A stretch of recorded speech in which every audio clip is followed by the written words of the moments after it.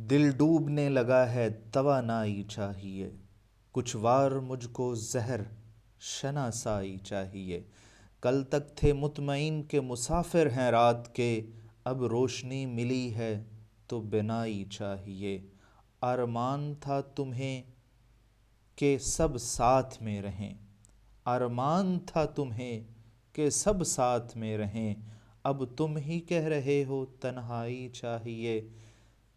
दिल डूबने लगा है तवानाई चाहिए। हाँ जी, आपको और मुझे तवानाई फराहम करने वाला कंपाउंड जिसको हम कार्बोहाइड्रेट कहते हैं, आपकी खिदमत में लेकर हाज़िर हुए हैं। कार्बोहाइड्रेट ऑर्गेनिक केमिस्ट्री का और बायोकेमिस्ट्री का बहुत इम्पॉर्टेंट टॉपिक है। इसको मेडिकल के स्टूडेंट भी पढ़ते हैं बायोकेमिस्ट्री को, तो इसलिए उनके लिए भी कार्बोहाइड्रेट एक इम्पॉर्टेंट टॉपिक है। कार्बोहाइड्रेट क्या होते हैं, कार्बोहाइड्रेट की क्या क्लासिफिकेशन है, इसके बारे में आज हम डिस्कस करेंगे। सबसे पहले हम कार्बोहाइड्रेट के बारे में देख लेते हैं कि कार्बोहाइड्रेट जनरेट कैसे होते हैं, पैदा कैसे होते हैं। Carbohydrate are produced by photosynthesis in plants के अंदर फोटोसिंथेसिस की वजह से कार्बोहाइड्रेट पैदा हो रहे होते हैं। वो कार्बोहाइड्रेट जो हैं हमारे लिए सोर्स ऑफ एनर्जी हैं, और ये किससे बन रहे होते हैं?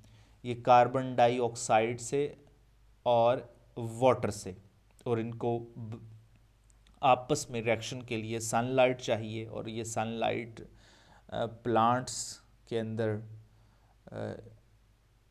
इस्तेमाल होती है, और उसी प्लांट के अंदर कुछ कम्प्लेक्स रिएक्शंस की मौजूदगी में कार्बोहाइड्रेट जनरेट हो रहे होते हैं।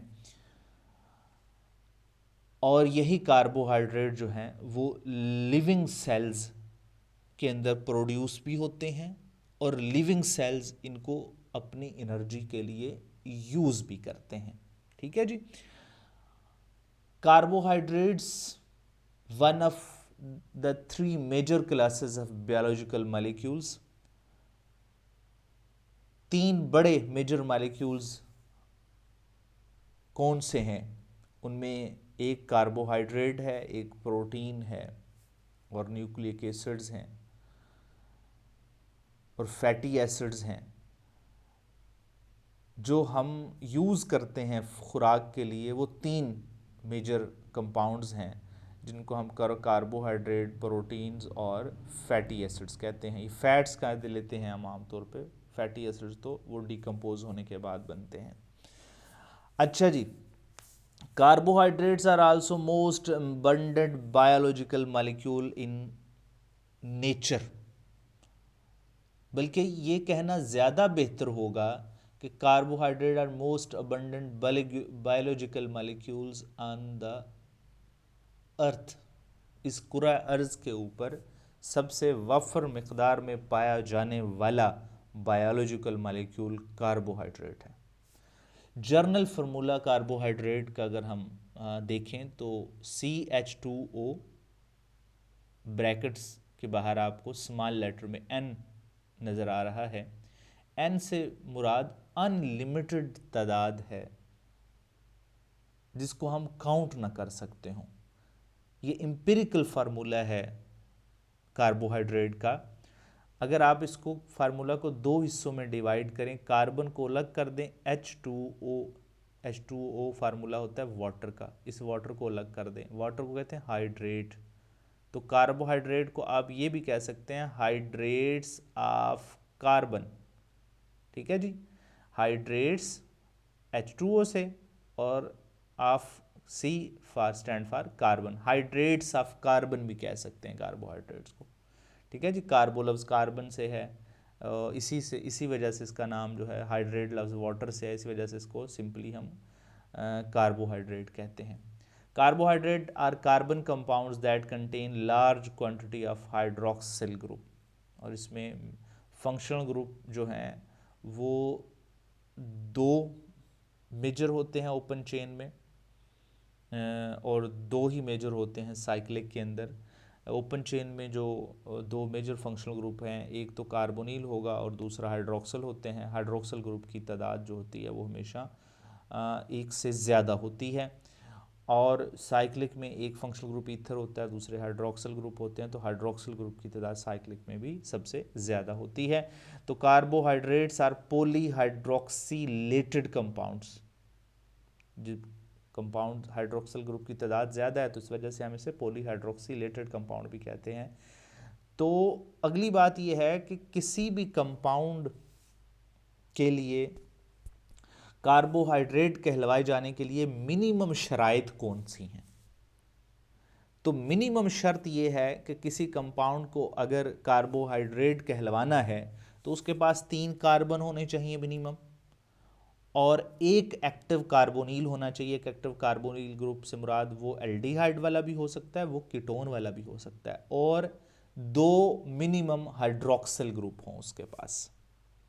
3 कार्बन होने चाहिए, एक कार्बोनिल ग्रुप होना चाहिए और 2 हाइड्रोक्सिल ग्रुप होने चाहिए।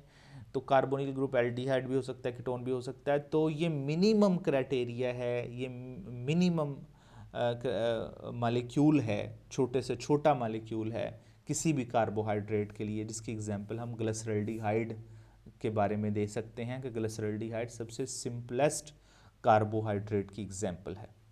वो आगे जाके आपको दिखाएंगे। अब हम बात डिस्कस करेंगे इसकी क्लासिफिकेशन की। अब इसको क्लासिफिकेशन हम मुख्तलिफ अंदाज से आपको कुछ बताएंगे। क्लासिफिकेशन जो है हर राइटर बुक लिखने वाला बायोकेमिस्ट्री की, ऑर्गेनिक केमिस्ट्री की, वो कार्बोहाइड्रेट को मुख्तलिफ अंदाज में क्लासीफाई करता है।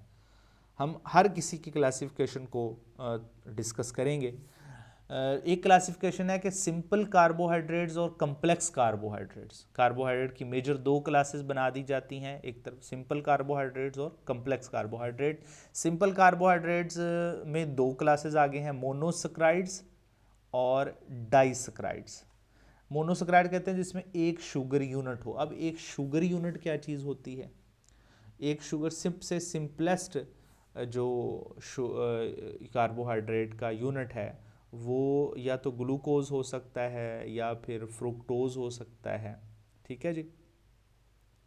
अच्छा जी, अब मोस्टली 1 शुगर यूनिट, ज़्यादातर जो लफ्ज़ कॉमनली हम इस्तेमाल कर रहे होते हैं वो ग्लूकोज के लिए मोस्टली या इस्तेमाल कर रहे होते हैं, या फ्रुक्टोज के लिए इस्तेमाल कर रहे रहे होते हैं, या हम गलेक्टोज के लिए इस्तेमाल कर रहे होते हैं।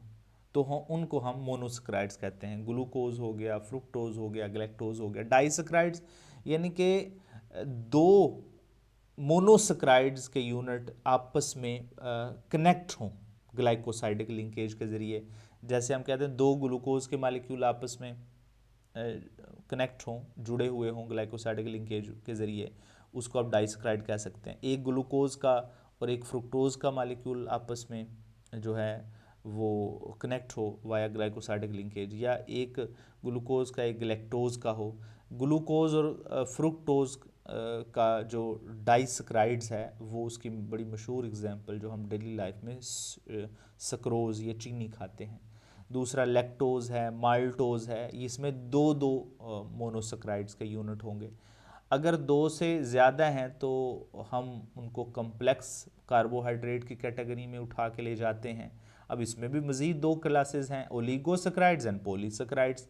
ओलिगोसैकराइड्स 3 से लेकर 10 तक अगर मोनोसैकराइड्स के यूनिट आपस में ग्लाइकोसाइडिक लिंकेज के साथ कनेक्टेड हैं तो उनको हम ओलिगोसैकराइड्स कहते हैं। अगर ये तादाद 10 को क्रॉस करती है तो हम उन्हें पॉलीसैकराइड्स कह देते हैं। उसकी एग्जांपल हमने दी भी हुई है नीचे, जैसे रेफिनोज है और स्टिकोज है, ये ओलिगोसैकराइड्स के एग्जांपल हैं। इससे अलावा और भी हैं, ये हमने सिर्फ सिंपलेस्ट के लिए आपको दी हैं कि आसानी से याद हो सकें आपको।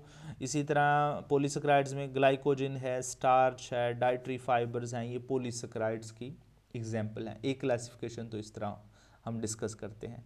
दूसरी क्लासिफिकेशन कार्बोहाइड्रेट्स की हम डिस्कस करते हैं, एक क्लासिफिकेशन को हम कहते हैं शुगर्स और दूसरे कहते हैं हम नॉन शुगर्स। पॉलीसेकेराइड्स के लिए लफ्ज़ हम ज़्यादातर इस्तेमाल जो करते हैं वो नॉन शुगर्स का लफ्ज़ इस्तेमाल करते हैं। शुगर्स शुगर से है, सेकेराइड से है, स्वीटनेस से है, कि जिसका टेस्ट मीठा हो तो हम उनको प्योरली शुगर कहते हैं। जैसे मोनोसेकेराइड्स हैं, ग्लूकोज है, फ्रुक्टोज है, ये जायके में मीठे होते हैं, स्वीट एंड टेस्ट होते हैं। इस तरह ओलिगोसेकेराइड्स भी जो हैं वो स्वीट एंड टेस्ट होते हैं। ठीक है, वो ओलिगोसेकेराइड्स में हम 2 से 9 या 2 से 10 का मोनोसेकेराइड्स यूनिट शामिल कर लेते हैं। और पॉलीसेकेराइड जो हैं नॉन शुगर्स में से, इसकी मज़ीद दो क्लासिफिकेशन अगर डिस्कस करें तो उसको हम मज़ीद दो क्लास में अलग अलग डिवाइड कर लेते हैं, होमोपॉलीसेकेराइड्स और हेट्रोपॉलीसेकेराइड्स। हेट्रोपॉलीसेकेराइड्स में कार्बन, हाइड्रोजन, ऑक्सीजन के अलावा और भी दूसरे एटम होते हैं, जैसे नाइट्रोजन हो गया, ठीक है जी, उनको हम हेट्रोपॉलीसेकेराइड्स कह लेते हैं। आमतौर पे कार्बोहाइड्रेट्स में 3 मेजर एलिमेंट्स हैं, कार्बन, हाइड्रोजन और ऑक्सीजन। अगर इनके अलावा कोई और यूनिट भी हो तो उन्हें हम हेट्रोपॉलीसेकेराइड्स में ले जाते हैं। ठीक है जी। अच्छा जी, ये स्वीट एंड टेस्ट नहीं होते तो उनको हम नॉन शुगर कह लेते हैं। ठीक है, शुगर्स और नॉन शुगर की बुनियाद पर क्लासिफिकेशन डिस्कस कर लेते हैं। अच्छा जी, एक क्लासिफिकेशन प्रॉपर्टीज़ को देखते हुए ना, उसकी बुनियाद पे एक कार्बोहाइड्रेट को हम सेकेराइड्स कह लेते हैं, दूसरे को हम पॉलीसेकेराइड्स। सेकेराइड्स में दोनों आ जाएंगी, जैसे हम डिस्कस किया हमने पहले, मोनोसेकेराइड्स और डाइसेकेराइड्स। लो मालिक्यूलर वेट होता है, ये वाटर के अंदर हल हो जाते हैं, स्वीट इन टेस्ट होते हैं, इस वजह से इनको सेकेराइड्स कहते हैं। और दूसरा polysaccharide complex high molecular wait होता है, इनसॉल्युबल होते हैं और टेस्टलेस होते हैं। ठीक है जी। अब इनकी फिर अलग अलग फार्मूलेशन हम बना लेते हैं। जैसे हम कह लेते हैं कि जो मोनोसेकेराइड्स हैं, इसके लिए जो फार्मूला लगाएंगे हम, जनरल फार्मूला CH2O, और इसके बाहर हम लफ्ज़ N लगा लेते हैं। ये अगर हम N की तादाद जो है, कार्बन की तादाद जो है, समझ लें 3 to 7 तक हो, आमतौर पे इसमें कार्बन की तादाद मोस्टली हम देख रहे हैं कि कार्बन के लिहाज से अगर 3 से 7 कार्बन तक हों तो हम इन मोनोसेकेराइड्स कहेंगे। अच्छा जी, जो डाइसेकेराइड्स हैं इसमें 2 मोनोसेकेराइड्स के यूनिट आपस में कनेक्ट होते हैं, और जो कनेक्शन होता है आपस में इनके दरमियान में, उस कनेक्शन को हम ग्लाइकोसाइडिक लिंकेज कहते हैं या ग्लाइकोसाइडिक बॉन्ड कहते हैं। केमिस्ट्री वाले अगर केमिस्ट्री की नज़र से देखें तो वो ईथर फंक्शनल ग्रुप होता है बेसिकली, जो ग्लाइकोसाइडिक बॉन्ड होता है। ठीक है जी। पॉलीसेकेराइड्स के हवाले से बात करें तो पॉलीसेकेराइड में CXH2ON, CX से मुराद कार्बन की तादाद, वो भी अनलिमिटेड, और वाटर की तादाद इसके अंदर यानी हाइड्रोजन, ऑक्सीजन, वो भी अनलिमिटेड होती है। हम इसका सिंपलेस्ट एम्पिरिकल फार्मूला तो डिज़ाइन कर सकते हैं पॉलीसेकेराइड्स का, लेकिन मॉलिक्यूलर फार्मूला हम इनका नहीं बता सकते। इसमें स्टार्च, ग्लाइकोजन, सेलुलोज, लिग्नन, कीटन्स इसमें एग्जाम्पल आ जाती हैं। अब अगर आगे हम बारी बारी अब डिस्कस करेंगे, सबसे पहले हम डिस्कस कर लेते हैं मोनोसेकेराइड्स को। मोनोसेकेराइड्स को क्लासिफिकेशन की बुनियाद पर डिस्कस करें, स्ट्रक्चर की बुनियाद पर डिस्कस करेंगे, फिर जॉइनिंग की बुनियाद पर डिस्कस करेंगे। क्लासिफिकेशन की बुनियाद पे मोनोसेकेराइड 2 हो सकते हैं on the basis of functional group, जो मेजर फंक्शनल ग्रुप है उनका, या उनमें एल्डिहाइड फंक्शनल ग्रुप होता है तो एल्डोजेज, अगर कीटोन फंक्शनल ग्रुप होगा तो कीटोजेज कहा जाएगा। फंक्शनल ग्रुप की बुनियाद पर इनकी क्लासिफिकेशन कर ली जाती है। स्ट्रक्चर की बुनियाद पर इनको स्ट्रक्चर की बुनियाद पे इनमें मोस्ट कॉमन जो हम डिस्कस करते हैं वो एपीमर्स हैं, इनांशियोमर है, आइसोनर्स हैं। आइसोनर्स को हम कम डिस्कस करते हैं, एपीमर्स को और इनांशियोमर्स को ज़्यादा डिस्कस करते हैं। स्ट्रक्चर के हवाले से इसमें 2 स्ट्रक्चर ज़्यादा वेल नोन हम ज़्यादा पढ़ते हैं, एक ओपन चेन स्ट्रक्चर और एक साइक्लिक स्ट्रक्चर। तो इसमें स्ट्रक्चर में साइक्लाइजेशन को भी डिस्कस करेंगे। आज इनांशियोमर्स आगे डी कार्बोहाइड्रेट भी हो सकते हैं, डी शुगर्स भी हो सकते हैं, एल शुगर्स भी हो सकते हैं। वो डी और एल क्या होते हैं और क्यों कहते हैं वो आगे जाके डिस्कस करते हैं हम। जॉइनिंग की बुनियाद पे ये डाई भी हो सकते हैं, ओलिगो भी हो सकते हैं, पॉली भी हो सकते हैं। मोनोसेकेराइड जो हैं, 2 मोनोसेकेराइड यूनिट कनेक्ट हो जाएँ तो ये डाइसेकेराइड्स कहलाएंगे। अगर 3 से 9 तक मोनोसेकेराइड के यूनिट आपस में कनेक्ट हो तो ओलिगो, और इससे ज़्यादा हों तो फिर पॉली। पॉली में लीनियर भी हो सकते हैं और ब्रांच भी हो सकते हैं। अच्छा जी, अब हम थोड़ा सा इनकी केमिस्ट्री की तरफ चलते हैं। Structure of monosaccharides.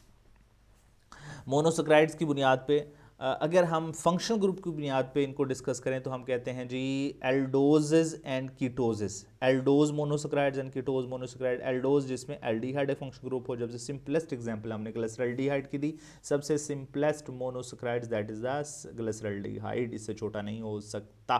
कीटोजेज जिसमें कीटोनिक फंक्शनल ग्रुप हो, केमिस्ट्री वाले बखूबी जानते हैं कीटोनिक फंक्शनल ग्रुप क्या होता है। अच्छा जी, आगे लफ्ज़ लिखा हुआ है यहाँ पे ट्राइओज, पेंटोज, हेक्सोज। ये ट्राइओज, पेंटोज, हेक्सोज जो है ये फंक्शनल ग्रुप की बुनियाद पे नहीं है, ये क्लासिफिकेशन फिर करवाई जाती है on the basis of carbon, carbon की बुनियाद पे क्लासिफिकेशन। अगर 3 कार्बन है तो ट्राइओज, अगर 5 कार्बन है तो पेंटोज, अगर है 6 कार्बन है तो हेक्सोज, जैसे ग्लूकोज एग्जाम्पल है। हेप्टोज अगर 7 है तो इसी तरह हम इसकी क्लासिफिकेशन कार्बन नंबर की बुनियादों पे भी कर सकते हैं और फंक्शनल ग्रुप की बुनियाद पे भी कर सकते हैं, ठीक है जी, और साइक्लिक रिंग की बुनियाद पे भी करते हैं, ठीक है जी। एल्डोज और कीटोज फंक्शनल ग्रुप की बुनियाद पे हो गया, ट्राइओज, पेंटोज और हेक्सोज ये हो गया कार्बन की तादाद की बुनियाद पर, ठीक है जी। अच्छा जी, अगली बात हम करेंगे इनके नोमेनक्लेचर की, कि हम बात कर की अभी पहले हमने डी ग्लूकोज की और एल ग्लूकोज की। डी ग्लूकोज क्या होता है और एल ग्लूकोज क्या होता है, इसका मैं सिंपलेस्ट फार्मूला बताता हूँ। ये डी और एल कन्वेंशन एक नॉमनक्लेचर है।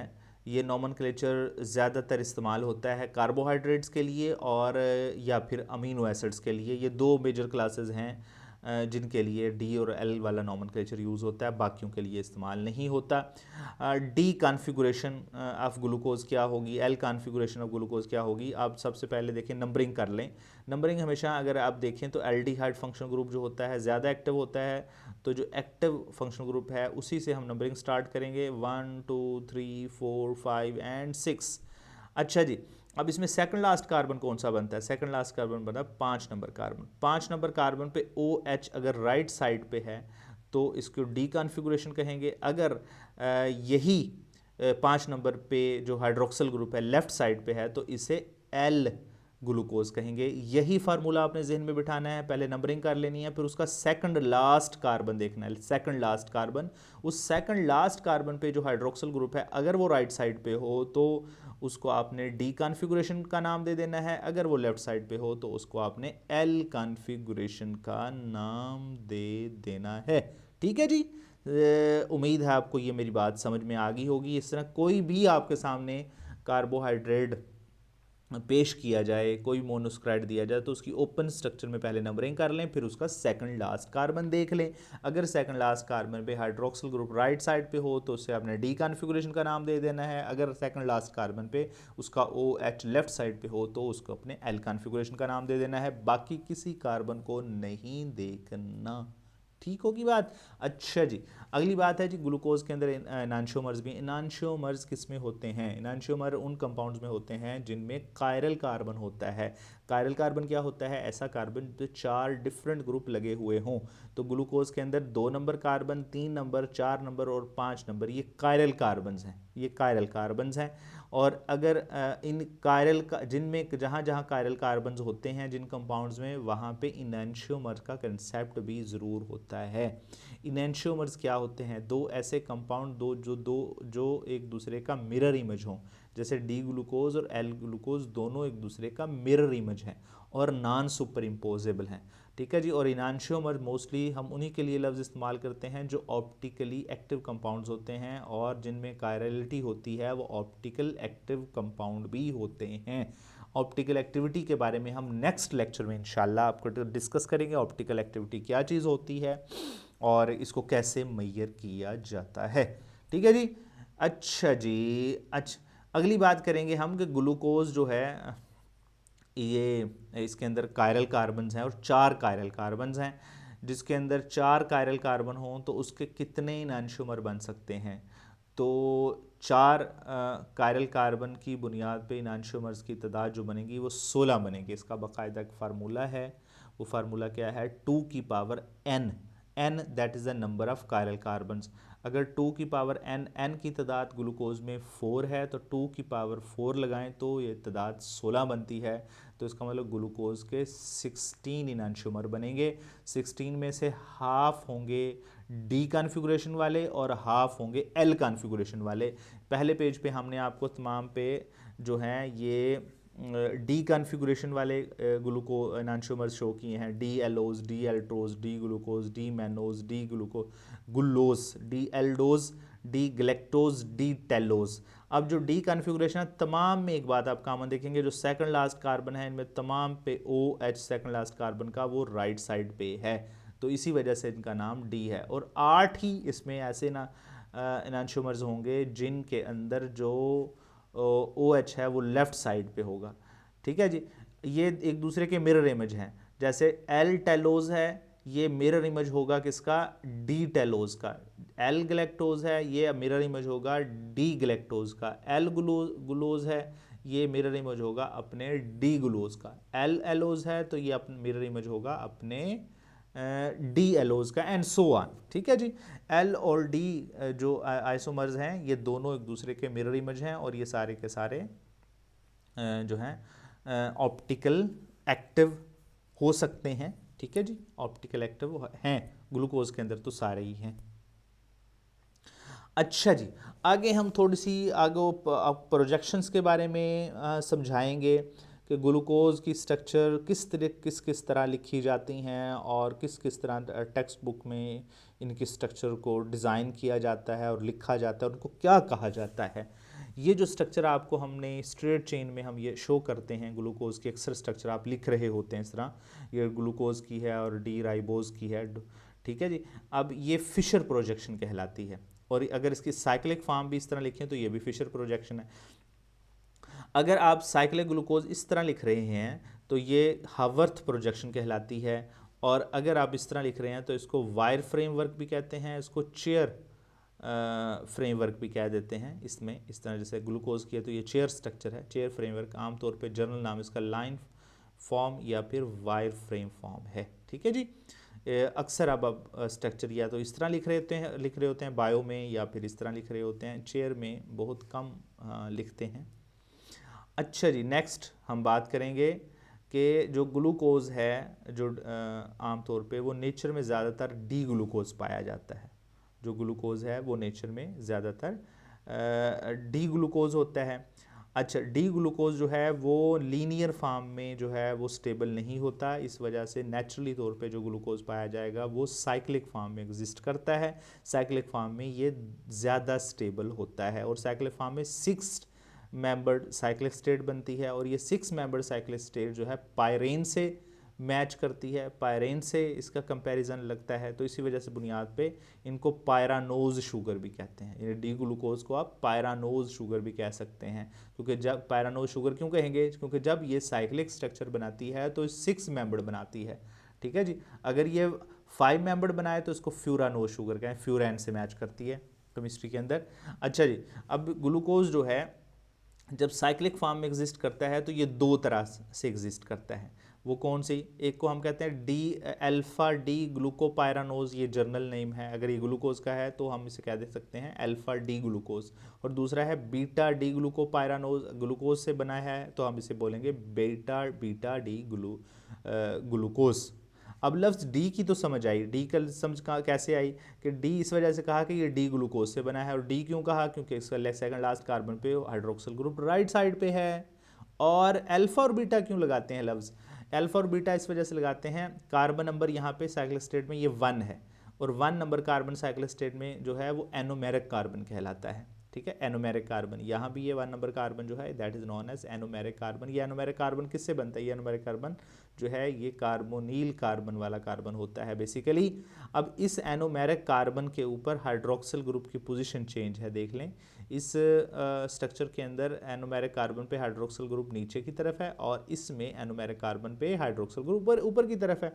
अगर 1 नंबर कार्बन पे हाइड्रोक्सिल ग्रुप नीचे की तरफ हो और 5 नंबर कार्बन के ऊपर जो ग्रुप लगा हुआ है CH2OH, ये ऊपर की तरफ बॉन्ड बना के बनाया जाए हावर्थ प्रोजेक्शन के अंदर, देन दोनों ग्रुप एक दूसरे के अपोजिट डायरेक्शन में लगे हुए हैं तो इसको अल्फा कॉन्फ़िगरेशन कहते हैं।